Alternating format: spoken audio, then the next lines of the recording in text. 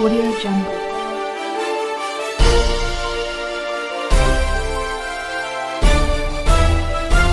Audio Jungle. आज जब देश ने यह ऐतिहासिक कदम उठा लिया तो यही लोग किसानों को भ्रमित करने में जुट गए हैं। देश भर के किसानों के आशीर्वाद की ताकत, जो भ्रम फैलाने वाले लोग हैं, जो राजनीति करने पर तुले हुए लोग हैं, जो किसानों के कंधे पर बंदूकें फोड़ रहे हैं, देश के सारे जागरूक किसान उनको भी परास्त करके रहेंगे। इसी तरह फल सब्जी से जुड़े व्यवसाय में भी ज्यादातर बाजारों पर सरकारों का सीधा दखल नहीं है। साथियों, यह उदाहरण मैं विस्तार से इसलिए दे रहा हूं क्योंकि आजकल दिल्ली के आसपास किसानों को भ्रमित करने की बड़ी साजिश चल रही है। उन्हें डराया जा रहा है कि नए कृषि सुधारों के बाद किसानों की जमीन पर दूसरे कब्जा कर लेंगे। भाइयों बहनों, मैं आपसे जानता हूं,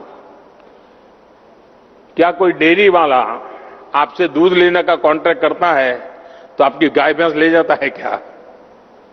कोई फल सब्जी खरीदने का उद्यम करता है तो क्या आपकी जमीन ले जाता है क्या? आपके प्रॉपर्टी उठा के ले जाता है क्या?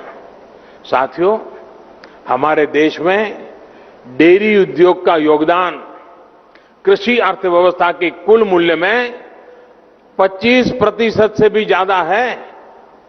ये योगदान करीब करीब 8 लाख करोड़ रुपए होता है। दूध उत्पादन का कुल मूल्य अनाज और दाल के कुल मूल्य से भी ज्यादा होता है। इस व्यवस्था में पशुपालकों को आजादी मिली हुई है। आज देश पूछ रहा है कि ऐसी ही आजादी अनाज और दाल पैदा करने वाले छोटे और सीमांत किसानों को क्यों नहीं मिलनी चाहिए? साथियों, हाल में हुए कृषि सुधारों की मांग बरसों से की जा रही थी। अनेक किसान संगठन भी पहले ही मांग करते थे कि अनाज को कहीं पर भी बेचने का विकल्प दिया जाए।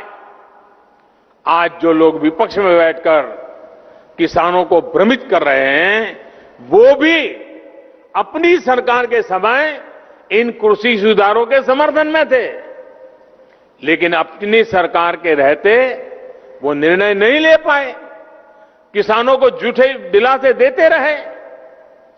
आज जब देश ने यह ऐतिहासिक कदम उठा लिया तो यही लोग किसानों को भ्रमित करने में जुट गए हैं।